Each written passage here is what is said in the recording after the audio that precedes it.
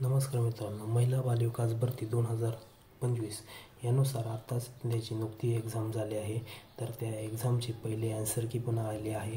त्या आन्सर कीनुसार आपण ह्या पोस्टचा किती निकाल जाऊ शकतो ते पाहूया.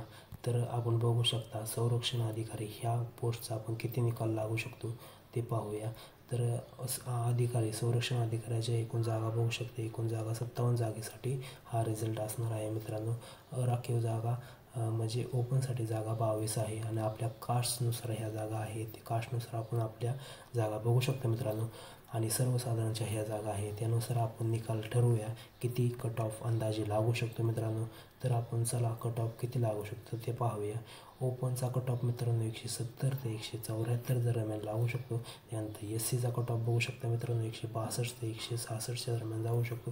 त्यानंतर STचा कट ऑफ बघू शकतो मित्रांनो 156 ते 160च्या दरम्यान लागू शकतो.